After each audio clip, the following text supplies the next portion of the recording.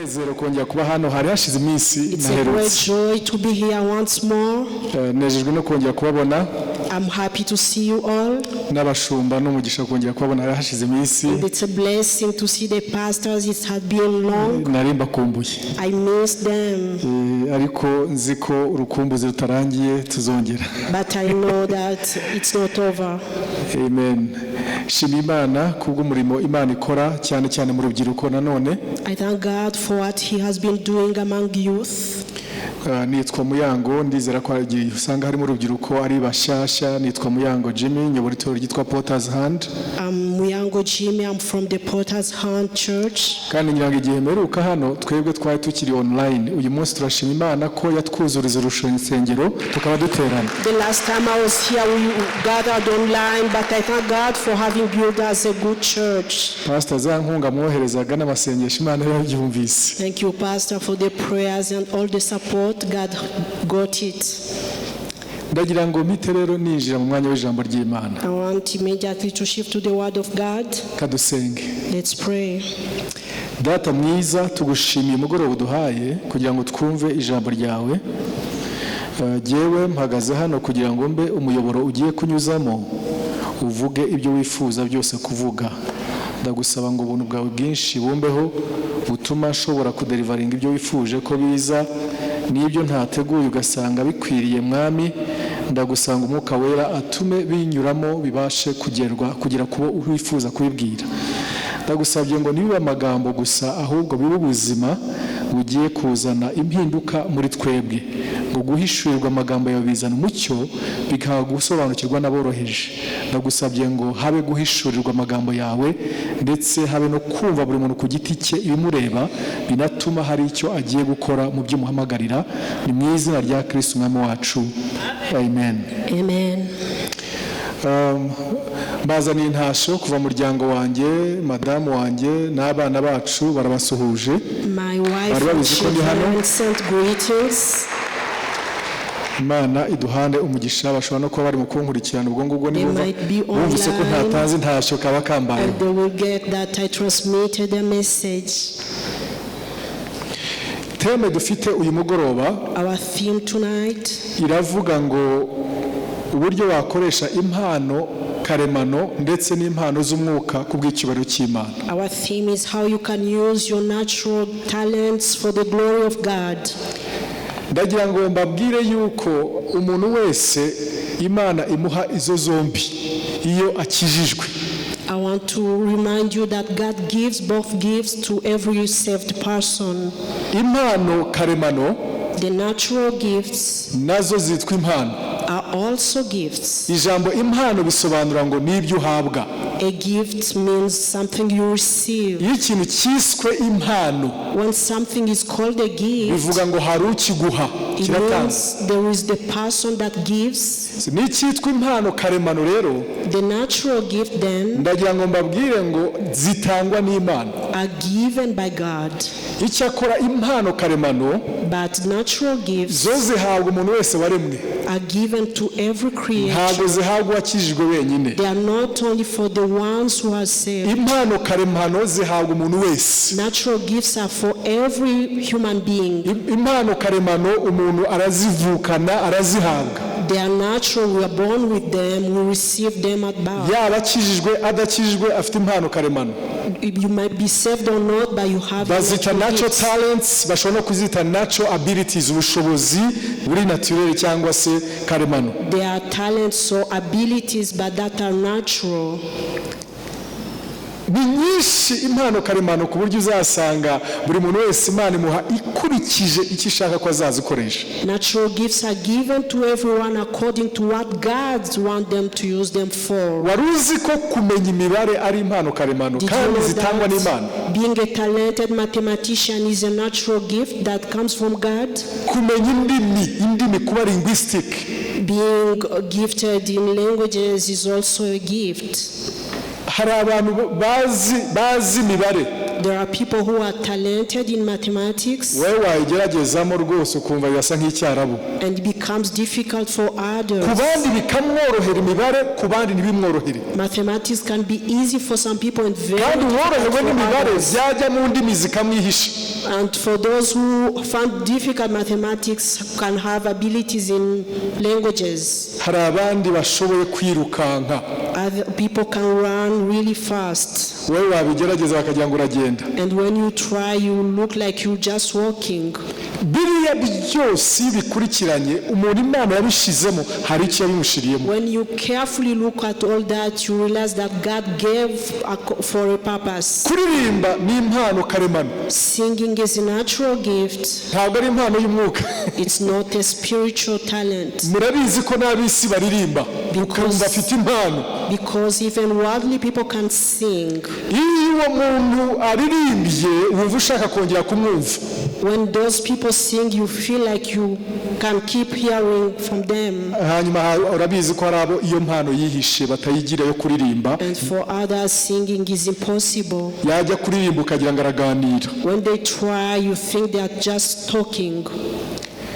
ntuzashake kujya mu kintu Imana itaguhereyemo impano. Do not try to do something you're not talented to. izo ni nyinshi impano karemano, There are numerous natural talents, ariko hirya yazo hakaza icyitwa impano z'umwuka wera. but beyond that, we have spiritual gifts. or ubanza talents. ubyumve rero, impano z'umwuka wera ntabwo ari impano karemano. Spiritual talents are not natural talents. impano z'umwuka wera zo zihabwa abakijijwe gusa, Spiritual talents are given to those who are saved only. kuko muri Yohana Bibiliya yatubwira ngo umwuka wera ngo ab'isi ntibamuzi ntibanamuhabwa, ngo ariko mwebweho muramuzi kuko aba muri mwe akabana namwe. The Bible tells us in John that the Holy Spirit cannot be understood by those in the world, but you understand him and live with him. na ku bakijijwe rero For those who are saved, ni iby'agaciro kumenya ngo umuntu wese wakijijwe. it is important for all those who are saved. uwakijijwe uri hano uvuga ngo amen. If you saved here, uwakijijwe uri hano uvuga ngo amen. amen. umuntu wese wakijijwe For every person who is saved, ntabwo afite munsi y'impano imwe, ntibibaho, ntawe ufite zero. all those who are saved have gifts or talents. turaza kugenda tubirira mu ijambo ry'Imana. We see this through the word of God. buri muntu wese wakijijwe, Every person who has Christ in his life Bibiliya avuga ngo yahawe ikimwerekanaho uwo mwuka. has received the manifestation of the Holy Spirit. hari impano y'umwuka wera, avuga uti mfite impano Say, z'umwuka I wera. have Holy Spirit gifts. hari abafite nyinshi, hari abafite Have izindi. many. iyo ugasoma muri Bibiliya hari igihe abantu bazitiranya na fivefold ministries, abashumba, abigisha, abavugabutumwa bwiza, abahanuzi n'intumwa za fivefold ministries. izo ntabwo arizo mpano z'umwuka wera, ngira ngo mwagize umwanya wo kugera muzireba, ni nyinshi, urazisoma zikagera kuri 28. Spiritual gifts are different from the ministries, and whereas the ministries are 5, the gifts of the Holy Spirit can be even 28. rero kugira ngo tubashe kumenya ukuntu nakoresha impano karemano n'impano z'umwuka wera kubw'icyubahiro cy'Imana, For us to know how we can use natural talents and the gifts of the Holy Spirit for the glory of God, biba ari ngombwa kubanza kumenya ibi bintu bikurikira. icya mbere ni ukubanza kumenya yuko umuntu wese waremwe n'Imana it's important to know that every human being afite natural talents cyangwa impano karemano. has received natural talents. icya kabiri Second, ni ukumenya ko noneho uwakijijwe we it's important to know that for those who are saved, afite impano karemano, ariko ikigeretse kuri ibyo akagira impano z'umwuka wera. they have the gifts of the Holy Spirit in addition to natural talents. icya gatatu Third thing to know, ni uko amenya ngo icyatumye ahabwa impano karemano ndetse n'impano z'umwuka wera ni ukugira ngo akore ibintu bitatu. icya mbere kugira ngo aheshe Imana icyubahiro, icya kabiri kugira ngo yungure abandi, icya gatatu kugira ngo yumve ubuzima bwe bubaye fulfilled. it's important to know that the gifts, those who are natural and from the Holy Spirit, are given for 3 reasons. One is to glorify God. Second is to be a blessing for others. Third is for your life to be improved, to be icya mbere fulfilled. ni uguhesha Imana icyubahiro. The first of all is to glorify God. Iyo impano dufite intego ya mbere tabaye guhesha Imana icyubahiro, duhinduka ama idols, duhinduka utugirwamana. When the first reason for our gift is not to glorify God, we become idols. Impano zawe zikugira umusitari, nawe ukumva ubaye ka Luciferi. Your talents make you famous and you become like an idol. Satani kera yari marayika, afite izina rya Luciferi, aba mu ijuru ari marayika. Satan used to be in heaven. He had the name of Lucifer and he was an angel. Yarahawe impano ngo yagiraga gutya amababa gusa gutya akavamo music. He had received a great gift, and whenever he raises his wings, they could hear music. Mu kuba umunyempano aba umusitari, aba inyenyeri, aba vedette. Becoming for the gift he had, the talent he had, he became famous. None atangira kuvuga ngo uwashira intebe yanjye hejuru, mbese akajya hejuru y'Imana kuko yumva yabaye igitangaza. And then he started saying that he should raise his throne above God. Impano zari zigamije guhesha Imana icyubahiro, aricyo twita worship, kuramya Imana, zihinduka izo kumuramya, zihinduka izo kumugira icyamamare, zihinduka izo kumumenyekanisha waba ari we gitangaza aho kuzikoresha kuramya igitangaza ari we Mana. The talents that he had received to glorify God became his reason to be famous and to glorify himself. Impano zaba karemano zaba iz'umwuka, iby'Imana yaduhaye icyambere nuko zigomba guhesha Imana icyubahiro. Both natural and spiritual gifts are there first to glorify God. Icya kabiri rero, second, nuko izo mpano zigomba kungura abandi. All those talents should be beneficial to others. Guhesha umugisha abandi. To be blessings to others. Reka dusome muri Petero wa mbere ibice 4 umurongo wa 10. 1 Peter chapter 4 verse 10. Petero wa mbere ibice 4 umurongo wa 10. 1 Peter chapter 4 verse 10. Aravuga ngo kandi nk'uko umuntu yahawe impano aba ariko muzigaburirana nk'uko bikwiriye ibisonga byiza by'ubuntu bw'Imana bw'uburyo bwinshi. As each one has received a gift, minister it to one another as good stewards of the manifold grace of God. Great. Mu Cyongereza hari amagambo bavuzemo, mu Kinyarwanda nabyo ndi buvanemo neza. Nuvuga ngo baravuze ngo as each has received a gift. Ngo nk'uko buri umwe yakiriye impano. Vuga uti nakiriye impano. Say I have received a gift. Nakiriye impano. Say I have received a gift. Biba ari iby'agaciro kumenya ngo hari icyo nahawe, hari impano mfite, hari gift mfite. It's of a great value for you to know that you have received a gift. Ibyago bya mbere ni ukutamenya ko hari icyo ufite. It's unfortunate when you don't know that you have something. Kuko Bibiliya ivuga ngo ufite azongererwa, ngo kandi udafite nakafite azakamburwa. Because the Bible says to the one that has you will receive more, but the one who doesn't have will lose even what he has. Ufite impano. You have a gift. Ngo nk'uko umuntu as each has received a gift, use it to serve one another. Ngo nimuzikorere kugaburirana, gukorerana, gusavinga one another. Use your gifts to serve others. Ntabwo izo mpano ari izo kwiseriva, ni impano zo guseriva abandi. The gifts you have are not for you to serve yourself, but are for you to serve others. Nuvuga ngo hari impano Imana yashize mu buzima bwawe. Go ahead please. There is a gift or talent God has put in your life. Izo mpano ngo zibereyeho kungura abandi, gufasha abandi, kugira ngo ugaburire abandi. That are there for you to help others, to be beneficial to others. Nuvuga ngo iyo utabimenye ko uzifite ngo uzikoreshe, hari abandi uriganyije. When you don't know that you have the gifts and don't use them for them, you taking from them. Ndagira ngo urebe bene so bari mu rusengero hano, reba amaso yawe barebe. Look at the brothers and sisters in the church. Ndagira ngo ubwire itangazo. And I have this announcement for you. The gifts you igihe have, cyose utarimo kuzikoresha, whenever you not using urimo urariganya them, bene data bose ureba, urimo urabariganya. You disadvantaged your brothers and sisters here.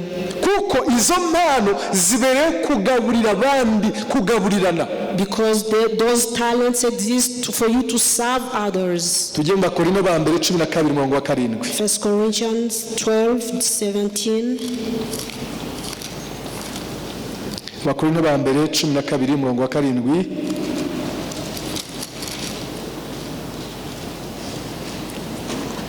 But the manifestation of the Spirit is given to each one for the profit of all. Umuntu wese agahabwa ikimwerekanaho umwuka kugira ngo bose bafashwe. Ni ukuvuga ngo rero impamvu uhabwa umwuka ni kubenefitinga bose. You receive the Holy Spirit to benefit others. Kubera abandi umugisha. To be a blessing to others. Rero impano karemano. Natural talents. Ni murebe bene data bari hano gihe batuyoboraga mu kuramya no guhimbaza bakoresha amajwi Imana yabahaye uburyo twafashwaga. Ni bangahe bafashwa yibatubura. How we were blessed when the brothers and sisters. Ndagira ngo mutekereze aba bose baraha guhera kuri Gabi wari hirya hari ugakomeza ukagera kwa ari hino urebe abo bose batazi ko bafite impano bakicekira ngo ntabwo ari giye hano hakabura umuntu. Murumva tutahomba twese. Imagine if all members of Shekinah didn't know that they were gifted and couldn't come before us. Rero ni ukubereka ngo hari n'ibindi turimo guhomba kubera abandi batarahishurirwa icyo bagomba gukora. This is to show that we are missing other talents for the brothers and sisters who do not know what they have. Kuko buri muntu ngo ahabwa ikimwerekanwaho uwo mwuka yakiriye ngo kugira ngo bose babashe kubakwa, bose babashe gufashwa. Because we receive the Spirit for the benefit of all. Now, iyo ushaka rero kumenya ahantu Imana izagukoresha. When you want to know where God wants to use you. Ziko urubyiruko rwinshi bavuga ngo ariko ubugewe niki nakorera Imana, ntabwirwa niki cyo ngomba gukorera Imana. I know many young people ask themselves, what can I do for God? How should I know? Hari amagambo 5 agufasha. There are 5 words that will help you. Ni ijambo ry'icyongereza ryitwa shape. It's an English word that shape bivuze ishusho, uko namenya ishusho yanjye. How to know my shape. Inyuguti ya mbere ya shape ni S. The first letter is S. S ivuga spiritual gifts. Impano z'umwuka wahawe zigaragaza aho Imana ishaka kuyikorera. The spiritual gifts you have received show where God wants you to stand. Ntabwo waba utarahawe impano yo kwigisha ngo Imana igutegeke kumwigisha. God will not want you to be a teacher if he has not given you the gift of teaching. Ntabwo waba utarahawe impano y'ubushumba ngo Imana igutegeke kuba umushumba. God will not ask you to be a pastor if he has not given you the gift of pastor. Niyo mpamvu ari byiza kwiga ku mpano z'umwuka zose kuko ni nyinshi, zirimo na administration, zirimo gutanga, zirimo kugukiza abarwayi, zirimo guhanura, zirimo izo zose ni impano z'umwuka wera. Which is the reason we should know all the gifts of the Spirit. Ntabwo umugoroba nazijyamo zose, ariko iyo ugiye uzireba utangira kureba muzikurimo byoroshye. If you look carefully to the gifts, you realize that some you have. Izo mpano z'umwuka zikurimo zigena aho ushobora gukorera Imana. The spiritual gifts in you show where you should serve God. Inyuguti ya kabiri, the second letter ni H cyangwa H, ivuga heartbeat, ikintu gishengura umutima wawe. Which stands for heartbeat. Ikintu gikora ku mutima wawe kigushengura vuba. Something that touches, affects you. Ndagira ngo mbabwire twese bishengura imitima yacu ntabwo ari bimwe. Things that shapes or touches our hearts are different. Hariho abantu banga ikintu cyitwa karengane. Some people don't like injustice. Yabona karengana kumva ntari businzire. They don't find peace when they are in the middle of injustice. Y'umuntu igaragaza aho Imana izamukoresha. Your heartbeat shows where God will use you. Harimo abantu bagira babazwa no kubona umuntu ukennye, umuntu mukene akumva yakuramo inkweto ze akazitanga akagenda n'amaguru akumva araruhutse. Yumva umutima ushengurwa no kubona abantu babaye bakennye. For others their heartbeat is poverty. They don't get sleep when they see poor people. Harimo abandi umutima ushengurwa no kubona abantu bari ignorant, bijiji, batize, akumva yakora ibyo bishoboka akubaka byibuze ishuri.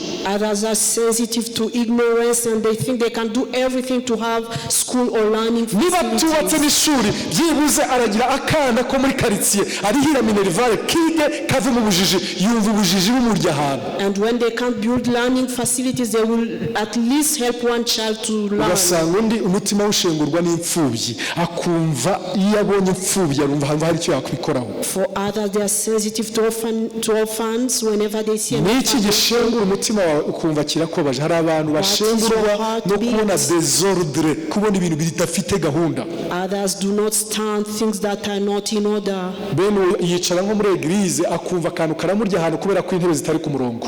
Those people will be shaken because chairs are not well aligned. Buriya habuze ureba ko intebe zikwiye kuba ziri muri linye gutya inyuma y'indi. There is no person to see that this is not good. Reka mubwire icyo ngicyo kikubuza amahoro kiba kigutungira agatoki godora umwanya wawe wagombye kuba hari icyo bikoraho. Your heart beats show where you should be useful and serve. Hari n'uwicaramo hari akajya yumva music akavuga ariko ko numva game zisa nkaho ziba zidahura warayobye. Hari ahantu ugomba kuba uri kujya mugira icyo bikoraho. Some people are sensitive to music and those people are not using their gifts. Hari uri mu rusengero akavuga ariko ko mbona tutagira umwanya w'amasengesho menshi itorero kwe kwa risenga jya muri intercession uri muri ahamagarwa urerekwa ahashengura umutima wawe. If you are in the church and you like we don't pray enough, go join the intercession commission. Spiritual gift, heartbeat. Icya gatatu ni natural abilities, aribyo twavugagaho amatara, ibintu ubushobozi karemano Imana yaguhaye. Ntabwo Imana izagukenera muri korali ntajwe ugira. The third letter, which is A, stands for abilities. God will not need you in the choir if you don't have ability to sing. Ntajwe ugira. If your voice is not good. Ukarwana no kuza muri korali. Nanjye ndashaka kuzamo. Bakwishyira muri repetition ijwi ryawe rikajya ahangaha bajya ahangaha. Mugaca ukubirina. Join the choir, it becomes difficult for you. Ukajyobazwa nuko batagwa mikongo yobora abandi. Ngiye muri nyuma hariya umaze imyaka 5 muri korali ibara no ka mikro. I've been there for 5 years and they never give me the microphone. Buriya barakwihangana ubundi se wagombye kuburi. Barakwihangana bagombye kuba muri intercession. Ariko barakwihangana bagara hano. You should be in the intercession commission and they just let you. Ijwi ntaryo kandi ntabwo uryiha ntabwo twakurenganya ritangwa n'Imana. And it's not your fault because it's God that gives talents. Natural abilities. Your natural abilities. Hari abantu b'abanditsi akora resume y'ubutumwa bigishije ukajya muri wabwigishije.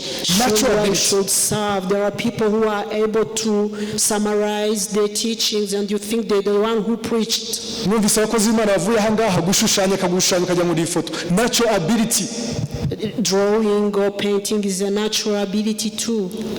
Abantu badekora wareba ahantu kavuga uti baraharemye kubera ko bafite natural ability. People who have natural ability to decorate places and make them amazing.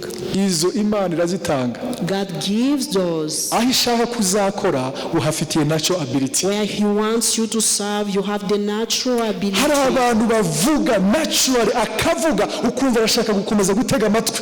Naturally eloquent. People who are naturally eloquent. Whenever they speak, you just want to listen to them. Kuvuga ugasinzira. And for others, it's difficult to listen to them. Kamwe tubane n'Imana. You say just be with God. Ijambo rya kane. The fourth letter ni personality, imiterere uko Imana yaguteye. Is your personality, how God has made you. Imana yakuremye ufite personality mezite. What is the personality God has given you? Personality y'umuntu ni Imana imurema. Hari abantu bitwa extrovert bakunda kuvuga expressinga bavuga ibarimo mu buryo bworoshye. God has created extroverts who easily communicate what they have inside them. Hari n'abitwa introverts bibikamo ibintu badafa kwisohora. And those who can't easily express themselves, those are introverts. Reka mubwire ntuzashake kwigana abandi uzabe uw'Imana yakuremeye kuba we. Do not try to imitate others, be who God has made you to be. Mukobwa wanjye twarimo tuganira twarasohokanye mukobwa mukuru umwe n'impanga n'umuhungu hanyuma tuganira ndamubwira bite tujya tuganira ibyo kwishuri maze arambwira ati dadi rero ati mba mbona kwishuri mbafitemo complex ni iki se ati mba mbona abandi bana bazi kuvuga bakabona inshuti vuba nge nkabona wenda inshuti zishobora kuba zitazavuga ko ntago mvuga nkabo sindi expressinga ati rero numva bintera complex ko ntavuga nk'abariya. I was talking to my daughter and she said, it's difficult for me to be as others and attract friends. Maybe it's because I can't express myself easily. Wacu yitwa Jemima, ndamubwira Jemima humura. I told my daughter Jemima, do not worry. Cyambere ntabwo uri photocopy umuntu wari wese. I said, first you need a copy of anyone else. Uri original, Imana yakuremye kwitondeye, ukuteye ni Imana yakuremye. Niba uri introvert hari purpose yabyo. If you are an introvert, God made you like that for a purpose. You're not a copy of anyone else. Inshuti zawe ntizizagukundira utari we, zizagukundira uri we. Your friends will not love you because of who you are not. They will be attracted by who you are. Kuko hari abana b'abakobwa bajya muri community yaba atazi kuvuga atari umushapu akagira ngo abahungu ntibazamubona ntazabona umufiyanse kuko atajya avuga agashaka kwigana abandi ngo nabavuge nk'isandi yajya kuvuga akabyica kuko ntabwo ari ko arimo agomba kuvuga. Some young girls think because they don't express themselves easily they will not find boyfriends and fiancés, and when they try to be extrovert they make everything worse. Extrovert uvuga uri eloquent, Imana imuteguriye kuzaba public speaker, akajya avuga akaba MC akayobora ibintu akavuga gutyo. Uwo nguwo ni Imana imushaka. God wants extroverts to be public speakers and to be people who attract by their words. Introvert nawe wa urutuje uceceka no analyst yanariza ibintu, akodita ibintu, akagenzura ibintu, akaba no mukansara. But for introvert, they can be easily analysts and people who advise others because they take time to think and speak. Umuntu uvuga cyane umuntu aje kumugisha inama aho kugira ngo amutege amatwi abanza mwumve, wa uri yatangiye kuvuga ngo rero mfite ikibazo nagiye ku mutwe umuntu agira ngo ntaguca mu uvuga rero buriya ibyo bintu runaka byamubayeho hanyuma rero mu rugo rwanjye umugabo wanjye akajya kunkubita ntaguca mu uvuga rero akamuca nk'umugabo atanu wa muntu yagira hanga akavuga ati umuntu wapi. Extroverts can find it difficult to listen carefully to others and aramubwira ngo ntaraguca muri mu uvuga ariko amuciyemo gatanu. They will say, I don't want to interrupt you, but they do 5 times during your speech. None wa mu introvert rero. Whereas introverts, akaza kamujya imbere. when a person comes to them, rero narakubititse najya they listen, akanarira agafata akapapiye mishwara akamuhereza agakomeza akavuga akaruhuka atangira gukira wa muntu ataratangira kuvuga. Introverts, they will let you speak, because when someone comes to you for counseling, they need you to listen to them. Rero niba utavuga nka wa wundi uvuga nk'isandi humura hari aho Imana gushaka mu kuba introvert kwawe kuba umuntu utuje. Personality yawe ijyanye n'icyo Imana ishaka kuzaba cyo. Your personality is related to what God wants. Kwigereranya gerageza kwimenya uri Imana yakuremye uri we uko yakuremye uteye n'Imana zo yaguhaye bijyanye n'icyo Imana izagukoresha. Who you are, how God has created you, and the gifts He has given you, because they are related to where He wants you to serve. Personality. Your personality ijyanye n'aho Imana izagukoresha. is kuri rya jambo shepu akanyuma ndi bunatindeho nakitwa experience, which is E stands for experience. Experience z'ubuzima wanyuzemo. Your life experiences, Imana izazikoresha. God will use them. Ngufitiye inkuru nziza. I have this good news for you. Imana ntigitakaza ntigipfusha ubusa experience yagucishije mu buzima. God will never disregard the experiences He has taken you through. Now mfite ibyanditswe nari busome ariko kugira ngo nkoreshe iminota myiza ndaza kugeza biwe kubivuga mugende muza kubisoma. Amen.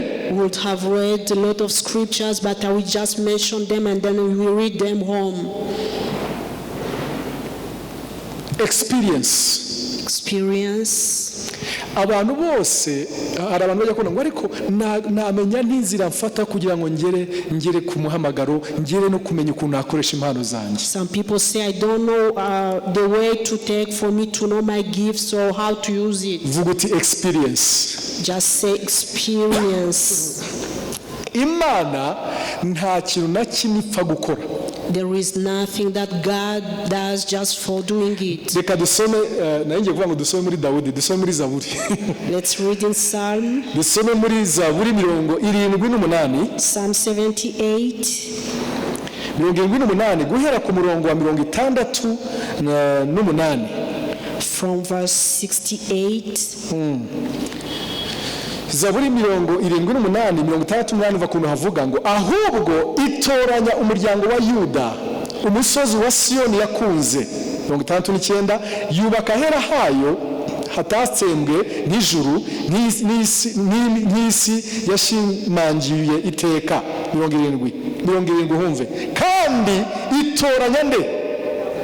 Itoranya Dawidi umugaragu wayo, imukura mu rugo rw'intama, imukura mu ngo z'intama, kandi imukura ku gukurikira intama zosa, kugira ngo akore iki? Kugira ngo aragire. Akore iki?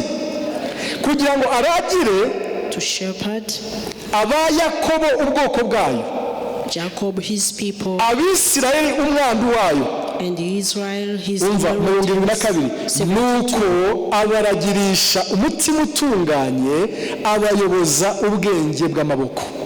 Amen. Ndagira ngo murebe Imana n'umukozi w'umuhanga. God is a skilled worker. Dawidi nk'agahererezi kagiye kuragira intama za se Jesse. David, as the last born, went to look Imyaka after his yabaye mu father's sheep. kuragira intama za se ku Mana yari stage. During the years he spent looking after his father's sheep was an eternal sheep for God. Igihe Dawidi yaragiraga intama As David was looking after his father's ari sheep mu ishamba, in the forest, Imana yamuremagamo, yamwubakagamo umutima w'ubushumba, umutima w'ubwungeri, umutima utanga keya, umutima urwanira ishaka. God was developing in him the heart of a careful person. Ari mu mashamba aragira intama, biriya ngo idubu rikaza, nta muntu umubona, Yese adahari, bakuru badahari, muri iryo shamba akarwana n'idubu kugira ngo akize intama. In the forest alone without his father or brothers, he fought to save the sheep.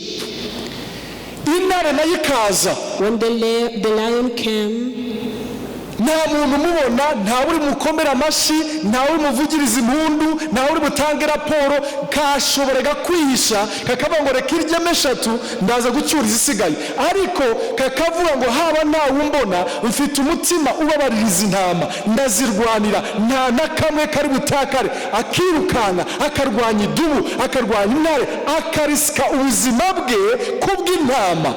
Ubwo Imana imurema mu mutima w'ubushumba, kuko yarazi ngo hari igihe azaragira ubwoko bw'Imana, hari igihe azaragira ubwoko bwa Yakobo. Imana ibibona, kambaze mwubake mu mutima w'ubushumba arimo hano hirya. God knew what David would be doing later, and he put them in situations that made him fight for the sheep without being seen by people, for him to be able to care for Jacob's people. Igihe kimwe One day, bwa bwoko ntama z'Imana n'ubwoko bwa Yakobo when the sheep and the people of Jacob buza guterwa n'idubu ryitwa Goliyati. were attacked by Goliath, Goliyati ngo abivuga hejuru kumara iminsi 40 ahaguruka akivuga ngo abandi bose bakirukanga bagahunga. who for 40 days stood arrogantly before the people of Israel. Haza kuza agahungu kitwa Dawidi. A young man Ubwo bari hari imbere mu basirikare, harimo ba Eliyabu, harimo ba Shama, abo bose ni bakuru be, bamenyereye kurwana, batrainizwe mu mutwe no mu maboko, apana mu mutima. Ka Dawidi umutima wako wari waratojwe kuba umwungeri. His brothers who had been trained to fight were there, but David had been trained to be a shepherd, and he came on the battlefield. Abo bandi Goliyati arivuga bagahunga. When Goliath presented himself, they could flee. Ariko ka gahungu kamenyereye kurwanira intama mu ishamba, intare yaza kavuga ngo ndahangana nayo, idubu ryaza ngo ndahangana nayo, ntawe uhari kugakiza, nta uri bugafashe, ariko nyine Imana yarakarimo umutima w'ubwungeri, uvuga ngo ntago nareka intama ziribwa n'idubu mpari nzagira icyo mbikoraho. Haza guhaguruka idubu ryitwa Goliyati riza kwivuga hejuru y'ubwoko bwa Isirayeli. Haza kuza akana kabaya kungeri agashumba karavuga kati jyewe narabimenyereye, ntabwo intama zijya zivugwa hejuru n'idubu mpari. Uwiteka Imana yanjye igime imbaraga, ndaza kurwanya idubu. When Goliath came, there was that young man that was trained to be a shepherd to stand for the sheep, and he came, he said, sheep will never be attacked in my presence because God has put me to fight for them.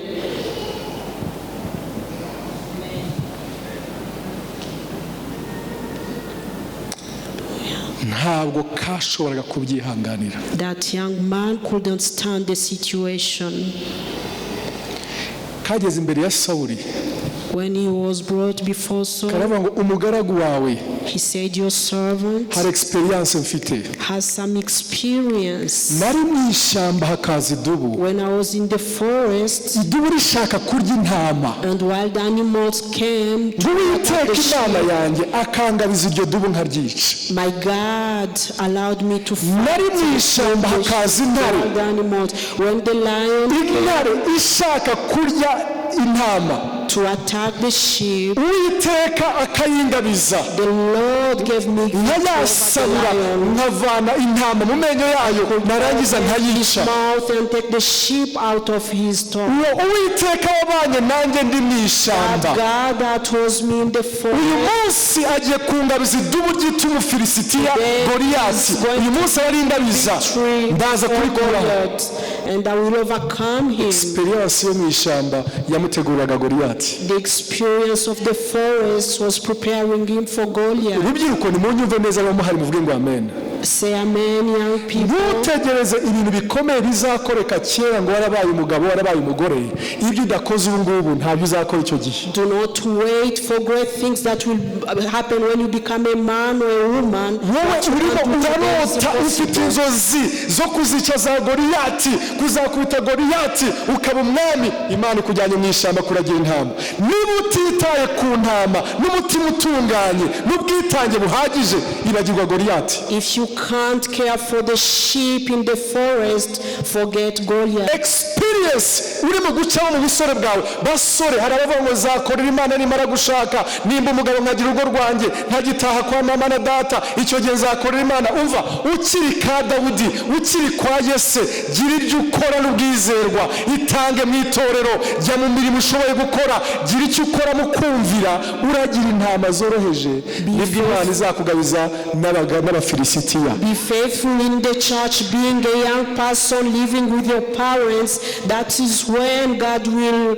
offer you victory before Goliath, when you become bigger and hariya mu mashuri aho mwiga, when you study at school. gukorera Imana mu mashuri aho mwiga, muri groupe de prière. Serve the Lord. hari abanyeshuri usanga ku mashuri yabo batajya muri groupe z'abasenga, batanabizi ko basenga, join other who prays at your school. They don't even ariko know afite that. inzozi zo kuzaba umukozi w'Imana mpuzamahanga. But you have the dream to become an international servant bakozi of muri aha, God. ku kazi aho ukora, muri abo bakozi mukorana, kora y'umurimo w'Imana. Serve the Lord at your workplace, among your colleagues. utaratekereza kuba mpuzamahanga, hera aho ngaho Imana yagushize. That's where you are before thinking of becoming international. nari umunyeshuri kuri kaminuza, I was a student at the university, bantu kuba minisitiri w'ububanyi n'amahanga. and I was given to be the commissioner Mu of bunyeshuri. foreign affairs. muri baba minisitiri, ibyo bita guild, kuba minisitiri mu banyeshuri. I was a guild at my university, ushingwa ku babanyi n'amahanga, kubanyisha university n'izindi university. in charge of international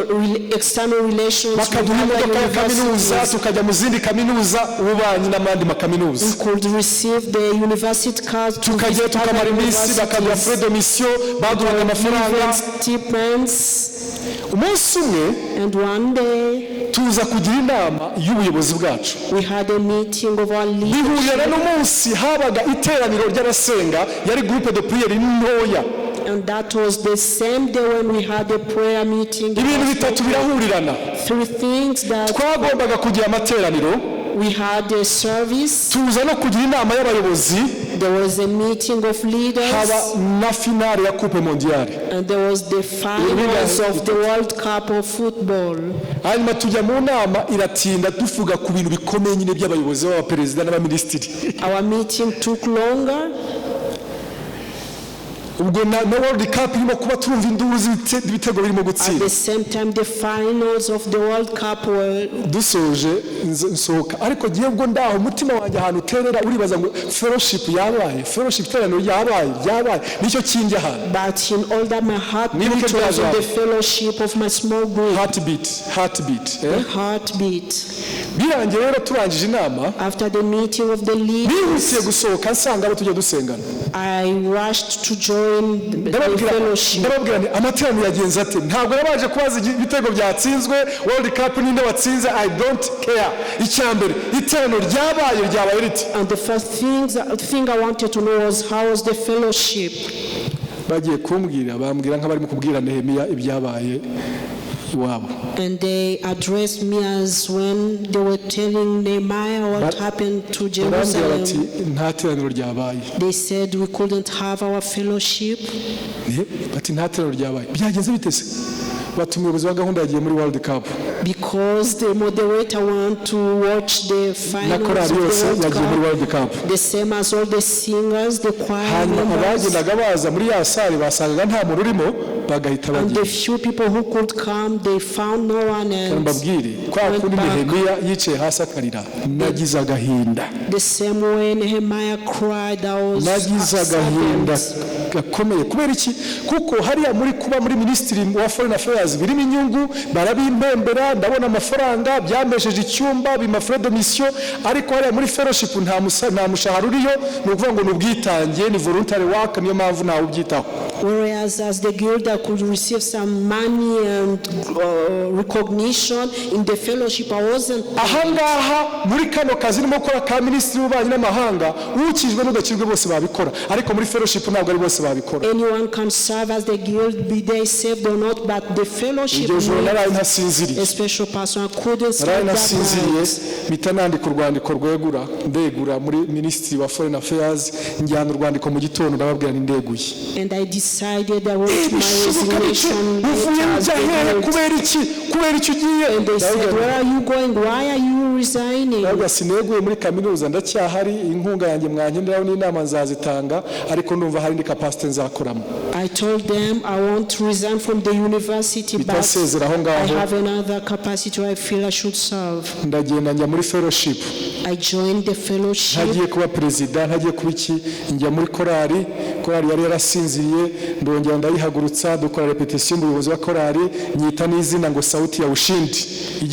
Sauti ya ushindi. The choir that wasn't very active. Dukora za repetition turaririmba, niho navuye mba na president Jebeli kera kabaye nkomeza umurimo w'Imana kubera iki. I served in the choir and later become the leader of the student fellowship. Sinarinzi ko Imana integura kuzaba umushumba. By that time I didn't know that God was preparing me to be a pastor. Imana ikreya muri Dawudi ari mu ishamba, imukura mu ngo z'intama imujyana kuyobora ubwoko bwayo.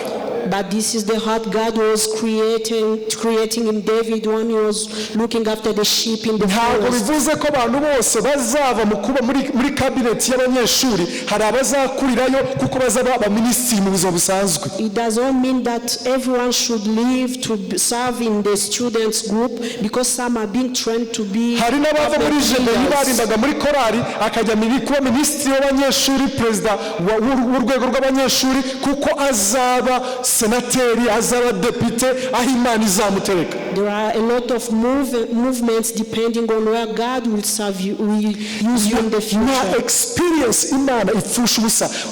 Reba experience, gira ahantu ujya Imana igwa experience, urebe ibyo Imana ishaka gukoreshamo. Ahuri. God does not disregard any experience. Be where you are and ask yourself where God wants to use you. Look at Joseph. God has a plan for his life.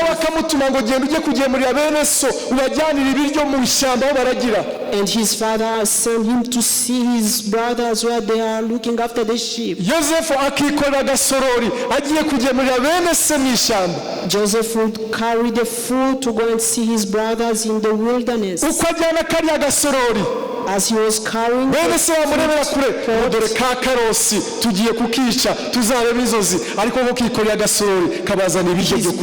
brothers will be like, this is the dreamer who is coming, we shall kill him. akaba umwizerwa kuri ako gasorori, kandi bene se bamwanga, ntabwo ngo biranyanga n'ubundi kanicare maze mbyirire nze gutambwire data ko byarangiye. akikorera agasorori n'ubwizerwa akakageza ku bamwanga. kubera iki? Imana yamuteguraga ko hari igihe azashingwa apana agasorori, ibigega bizagaburira ibihugu birimo na bene se bazaza guhaha. inzara yarateye, ubwizerwa ku gasorori buzana ubwizerwa ku bigega binini Imana izagushinga. The faithfulness in the pot of food he was bringing to his brothers was preparing him to manage big stocks. Mose Imana iramufata igihe yajyaga abona Abisirayeli bakubitwa n'Abanyegiputa, akumva heartbeat ye irazamutse, arashaka kubarengera, arashaka kubarwanira. When Moses was heartbeat was on rescuing his brothers in Egypt, Imana yabamurika mbaze mujyane mu itorezo ajye gutora. God had decided to bring him for training mujyana mu butayu in the wilderness Mediyani, in Midian, amara imyaka 40 where he spent 40 arimo years gutozwa. being trained. aragirayo intama za sebukwe Yethro. He looked after his fathers-in-law's Imana sheep. imurema mu mutima w'ubwungeri, kuko muri ubwo butayu azaharagira Abisirayeli kumara imyaka 40. As God was created him the shepherd's heart, because in the same wilderness he had to look for Israelites for 40 years. mbariza urwo rubyiruko ruri hafi tu wowe Imana iragutoreza hehe, irimo As the iragukoresha. young people around you, where is God training you? Reka nkwereke ukuntu byoroshye rero. This is how simple it is ibintu byo kwisanga aho Imana gushaka bigenda buhoro. to find yourself where God wants Biri you to come slowly, very simple. and it's very simple. Dawidi ise yaramubwiye ngo mwana wanjye jya kuragira intama zanjye. David was sent by his father to go and look after the ntabwo sheep. yamubwiye ngo mwana wanjye jya kuragira ziriya ntama kuko buriya harimo filosofi, nuziragira uzarayobora ubwoko bwawe. Reka da, ikintu kimwe gusa, jya kuragira izi ntama. There were no other things around. He was just sent to look after the afata sheep. inzira arumvira ajya kuragira. He listened and went to where his father umunsi sent umwe him. papa aramubwira aramubwira ati fata ibyo kurya ushire bakuru bawe bari ku rugerero, bari ku ntambara, ujye kureba amakuru yabo, kandi nurangiza uzanire amakuru y'imvaho. Another day his father told him to go and see his brothers at the battlefield afata inzira and bring ajyayo his ku rugerero. news. He did that. ajyana ibyo atwaye, ahageze asanga Goliyati yabaye ikindi battlefield yashushe, abandi bene se bagiye ku rugerero, niyavuga ngo hariya byakaze kansiga ibiryo nisubirireyo, kuko papa we yamubwiye ngo nuza urebe amakuru yabo uzanira y'imvaho, hagere urebe uko Because bimeze. his father had told him to go and see them and bring back their news. He couldn't flee because things were very difficult at the battlefield. amaze gushira ibiryo umubitsi wabyo aravuga ngo data yambwiye ngo mpave menya amakuru ya bene data, nyereka aho bari. aravuga ati rero byakomeye, Goliyati arivuga bagiye kuri front line, ajyayo. When he gave the food to the person in charge, he told him that he needed to see his brother, and when he was told that things were difficult, he still moved forward and ahageze saw them. When he reached the battlefield, ibyahabaye ibindi byahabaye ahari. things that happened in his sight. Reka nkubwire rero ukuntu byoroshye. This is how simple it is. iyo abashumba bakubwiye ngo dufashe muri protokole, When pastors ask you to serve in the protocol, ntabwo ukeneye ko babanza gukora ngo nujya muri protokole nyuma y'imyaka 5 uzisanga wabaye iki n'iki, nibirangiza uzisanga wabaye pastor. Kora ikintu kimwe, umvira utera intambwe ya mbere, ibindi si ibyabo. they don't need to make promises. You just listen and obey. The rest does not belong to you. niba uri mu bantu babyuka baje gukubura hano no gutegura intebe, if you are among the people who come in the church to pray, Dawidi haguruka ujye mu ntama wite kuri ibyo, nubwo Imana igutegurira kuzarwana na Goliyati ariko kuri ubu umwizerwa mu ntama. Be faithful in what you ask to do. Niba uri mu baririmbyi zinduka muri repetition, ntabwo umuyobozi dirija wa korali agomba kujya atongana nawe kuki mutaza kare. Zinduka wirukanka mutumwe n'Imana, uzugiyemo uririmbe uko repetition, uri muri za ntama mu gihe intama zizavamo kurwana na Goliyati, ariko banze umwizerwa mu kumvira Yese akubwiye ngo ngira ahangaha. Be faithful in whatever you're doing by listening to people who have authority over you. Ndagira ngo rero kuri bitangaje,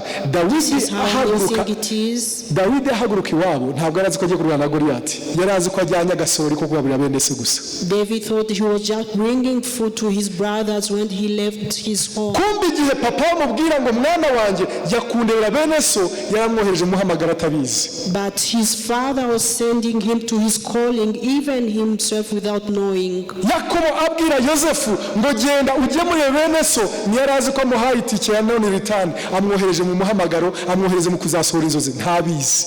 When Jacob sent Joseph to see his brothers, he didn't know he was sending him to his calling. Umva mbabwire, mureke twumvire mu buntu butoya.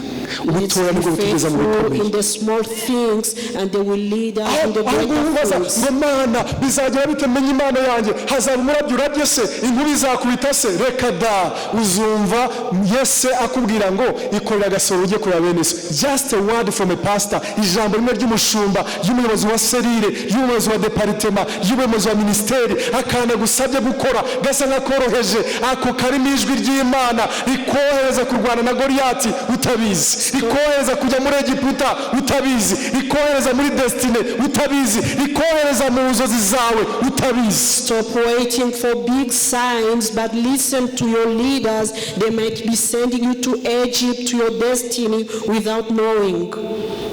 Utwo tuntu dutoya. Those small things. Wowe ukora iki mu rusengero? What do you do in the church? Nagaki bagutumye ukagarukira mu nzira ukivumbura. What did they send you to do and you didn't accomplish it? Dawidi iyo yivumburira mu nzira ntagere kuri bene se, yari atakaje icyubahiro cyo kuzaba umwami. Imagine if David didn't go to the battlefield, would have lost the opportunity to become the king. Yosefu iyo yanga kugeza agasori kuri bene se nubwo bamugurishije, yari ayobye ataziye kuza premier ministry ngo azabone za nzozi zisohora. Joseph would have never been to Egypt if he had refused to bring food to his brothers. Kutumvira mu buntu butoya butungubwo bwo gutumwa koherezwa gusabwa service mu bintu byoroheje, uba wibujije bya bindi binini bahora gutekereza. Refusing to serve in the small things will prevent you from getting to the bigger things. Kumvira byamgeze uti kumvira. Obedience mu bintu bitoya. In small things. Hari abantu bakunda gutanga excuse bakama nguze kuyora amasengesho ngo sore désolé ntabwo nzaba mfite ibintu bifite inama ikomeye cyane ngo basuze kuyobora gahunda oya ntabwo uzayobora indirimbo ibintu byose excuse ntazi ngo ni Dawidi urimo kwanga kujya ku rugerero hagomye kumwinjiza hajya, ntazi ngo ni Yosefu urimo kwanga kujya kwa bene se kandi bimujyana muri Egiputa, ntazi ngo ni Mose urimo kwanga kujya hagomba kujya ari wamugeza hagomba kuzajya. Kumvira ibintu bitoya kumvira, but they don't know that they are preventing themselves to reach their destiny. Imana iduhe kumvira. May God give us to be obedient. Ushobora no kwibika impano nyinshi ariko ahantu zigenda zigaragariza ni muri utwo tuntu dutoya baguhaye gukora. You can have numerous skills and they will be manifested in the small things you are asked to do. ubwo ibindi bari bifite Imana izaduha ikindi gihe cyabyo, ntabwo ushoboye kubikuriza byose. God will give us another opportunity to continue with the teachings.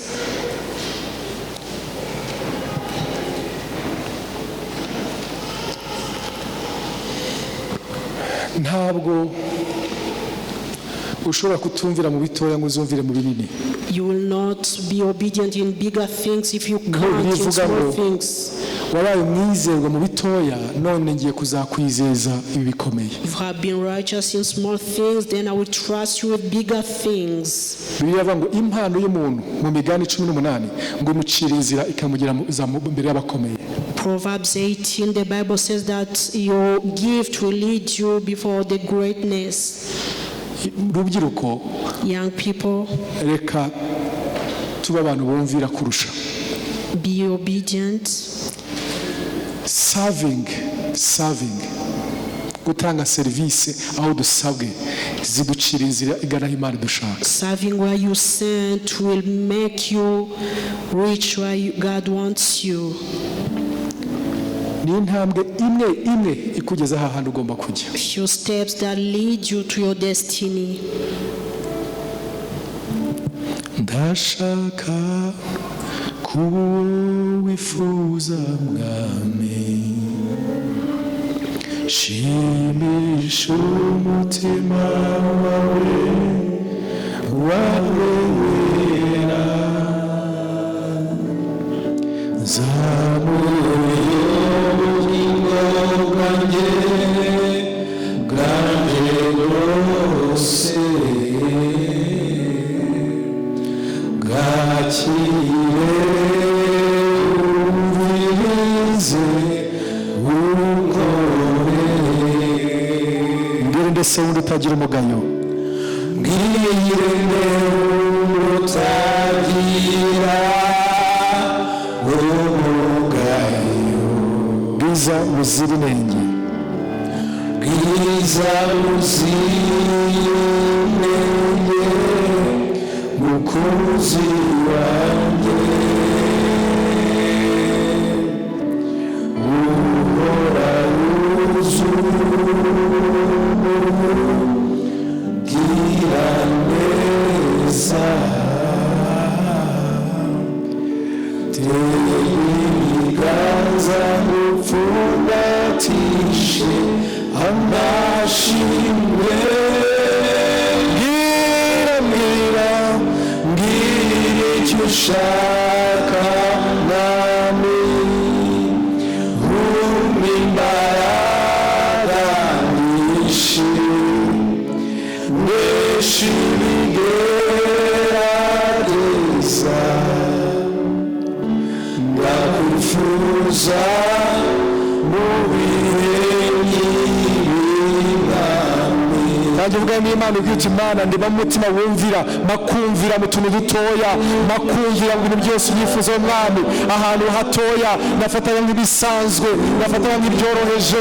Reka niba ndi Dawidi uri mu ntama, aha ngaho nari mu rugo rw'intama, mbashisha kuba mwizerwa mu kwita ku ntama, mbashisha kurwana n'idubu, rwashisha kurwanya n'intare mu gihe narahura na ba Goliyati, mbashisha washize abanyeshuri babashishe amashuri, dukora mwami mwiza ibyo bifuzaho, tukiri mwami nyagasani muri za serire tuyoboye kuba bizerwa, kuyobora serire, dufasha muri serire, kwita nawe muri serire, dufashe mwami mu rugo rw'intama rworoheje, tutaragera kurwana na ba Goliyati, tubashishe kurwana mwami n'idubu, tubashishe kurwana mwami n'intare, aho ngaho tumeze nka Yosefu watumwe kugemurira bene data, tubashishe mwami kuba bizerwa, twikoreye ubusorori, ubwo busorori butoya bw'abantu 10, tubashishe kubwikora neza n'ubwizerwa, tubashishe gusavinga abo bari mu ishamba, abo tubashishe kubasavinga mu gihe turatujyana kuba aba premier ministre bazagaburira amahanga, bazita ku mahanga, bazita ku bigega bya Banki Mondiale, bazikayuta ku bigega by'amahanga, tubashishe kuba bizerwa mu tugega dutoya, mu dusorori, dukore mwami ibyo dushize imbere, duhe kumvira abashumba, duhe kumvira abayobozi b'amaserire, duhe kumvira abayobozi b'amadeparitema, twitange tuzi ko turi ba Dawidi urimo gutegura, uzavana mu ngo z'intama, ukatujyana kuyobora intama zawe, kuyobora ubwoko bwawe, kuyobora ibihugu, kuyobora igihugu, ariko tuvanye mu byoroheje, dushoboze mwami, tubabarira ahantu hose twasuzuguye inshingano, tukazibona nk'inshingano zoroheje, tukabibona nk'utuntu tworoheje, tukabibona nk'umuntu budakomeye, nyamara arizo zari stepping stones, arizo zari intambwe zatuganishaga mu byo dushakaho, ariko rwa rwego twari kuzamukiraho twararusuzuguye, twaruciye amazi, nyamara ibyo byoroheje aribyo byatwinjizaga aho dushakira. Duha uwo mutima ukumvira, tugendane nawe Mwami, tukumvire Mwami, dukora ubushake bwawe mu buryo bworoheje, n'ibindi byose uzabitwinjizemo. Turagushimiye Mwami, turagushimiye Mwami.